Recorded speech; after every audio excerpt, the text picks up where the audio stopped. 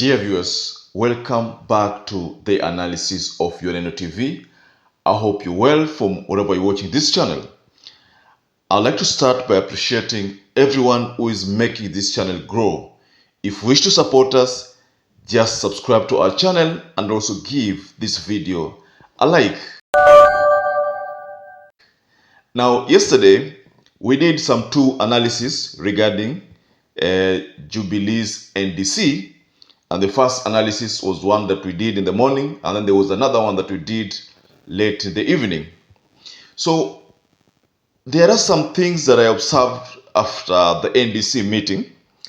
I saw Kanini Kega and a host of other rebellious MPs or rebellious leaders of Jubilee Bandia. Let me term it that way because right now we need to distinguish between Jubilee Original and Jubilee Bandia. So like yesterday, what the people in the NDC said, that is that the other one is Jubilee Bandia.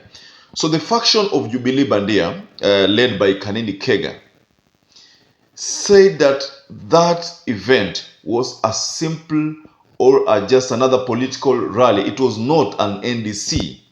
Simply because there was attendance of Raila Amolo Odinga, Martha Karua, there was Wajakoya, there was attendance of Kalonzo Musyoka.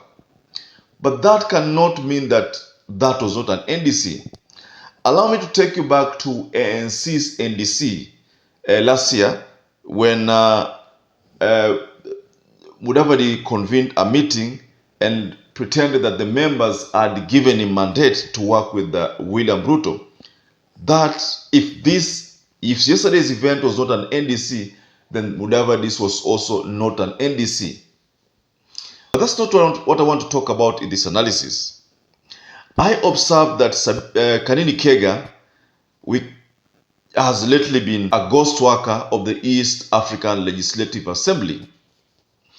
I want us to look at Kanini Kega extensively, ladies and gentlemen, in this analysis. But first, before we delve much on the Kanini Kega, if you're watching this video for the first time, or if you're a regular viewer who has never subscribed, please just hit that subscribe button and then hit that like button. I want us to first of all listen to this reaction from Kanini Kega soon after Uhuru Kenyatta had done the NDC. Let's listen in to what Kanini Kega said. The meeting that was held today at Gong Race Course was not a Jubilee Party National Delegate Convention. In fact, it was another political rally. As you are aware, the Internal Dispute Resolution Committee, IDRC, in its ruling dated 18th May 2023, stayed and suspended the notice issued by His Excellency Uhuru Kenyatta and published in the print media on the 29th of May 2023, pending the hearing and determination of the dispute challenging the legality of the purported NDC. Therefore, the meeting held today and purported to be an NDC or SNDC, that is Special National Delegate Convention, is of no legal consequence. Yes. Now from that response by Kanini Kega, one wonders whether Kanini Kega really represents Kenya in the Yala Parliament. I want to first of all read to you the responsibilities of an Yala MP. 1.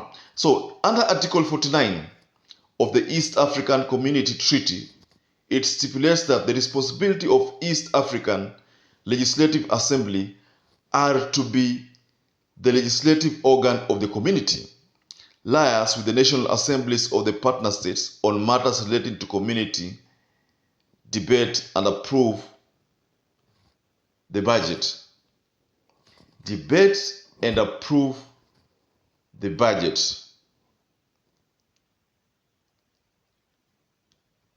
So why am I taking you through that article 49 of the Yala?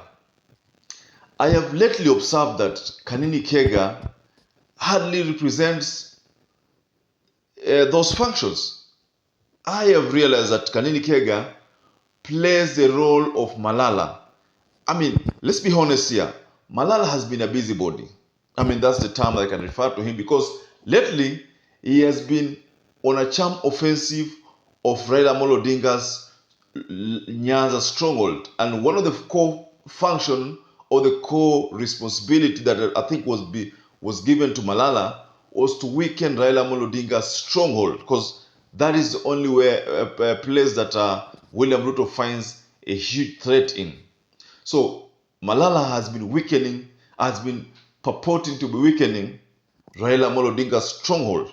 As to whether he succeeds or whether he will not succeed, I leave that to you, ladies and gentlemen, to tell us below the comment section. Do you think Malala is going to succeed? If you ask me, I'll tell you that is like an ant climbing a hill. Not going to happen. So let us first of all focus on Kanini Kega. There are reasons why I choose to. One of the reasons is that I believe that Kanini Kega could be a ghost worker. If he's not a ghost worker, then why does he find more time to simply fight the person who gave him that responsibility? The person who gave him the responsibility is Uhuru Muigai Kenyatta. Why is he so hell-bent in making sure that Uhuru Muigai Kenyatta suffers? And what changed?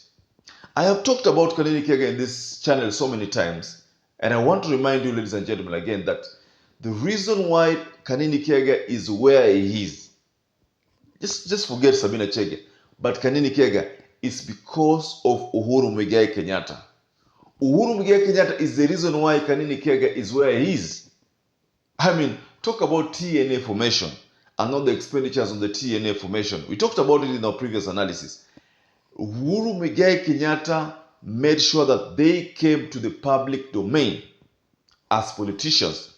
The same to Rigathi Gachagua. Rigathi Gachagua was the PA, but look at him right now.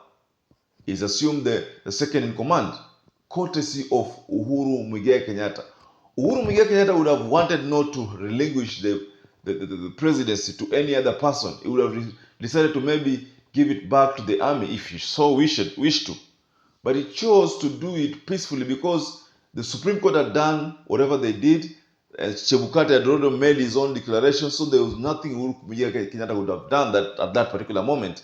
But he wanted peace for this nation. If you listen to the speech of Uhuru Muigai Kenyatta during yesterday's event, you will realize that there's a very big difference between Uhuru Muigai Kenyatta and Sabina Chege and Kanini Kega. In fact, if you compare Uhuru Muigai Kenyatta and William Samoei Ruto, there's a very, very big difference. Very big difference.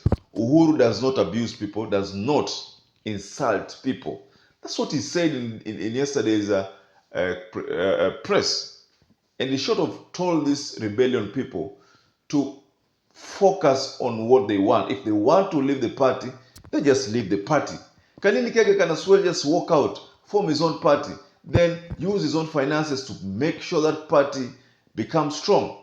But the move that Sabina Chege and Kanini Kega have embarked on will not yield anything meaningful.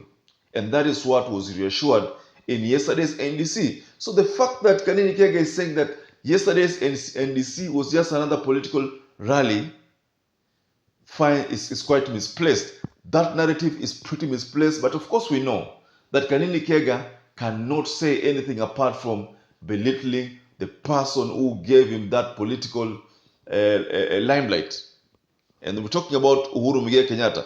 I want to be honest with you here. In fact, even William Ruto should be grateful to Uhuru Muigai Kenyatta because William Ruto rose to fame, courtesy of the merger between him and Uhuru Muigai Kenyatta. Remember in 2012 there, when William Ruto, after conducting that, 2010 I mean, after doing that referendum and fell, William Ruto decided to merge or to have a merger with the TNA, URP and TNA. That is after William Ruto formed that party and Uhuru Muigai Kenyatta had already unleashed or formed his own party. So we are saying, ladies and gentlemen, with this analysis that Kanini Kega should show Uhuru Muigai Kenyatta at most respect as the former leader of this nation.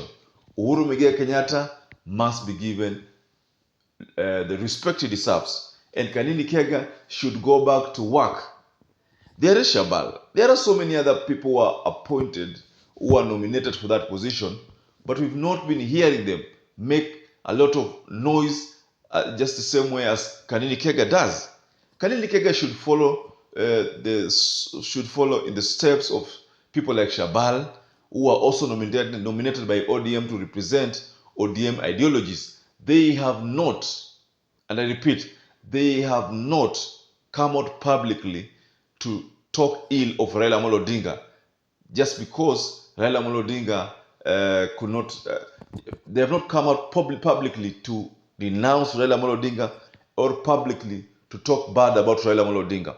But we've seen Kanini Kega talk bad about his party leader. That's not going to work. So, dear viewers, allow me to wind up there. And once again, I'd like to urge you to also subscribe to this channel. And also, I'd like to urge you to give us comments, your take about Kanini Kega's move shortly after Uhuru Muigai Kenyatta had finished at the NDC. And I'd like to also request you to stay safe, stay blessed, until we catch up again in our next analysis.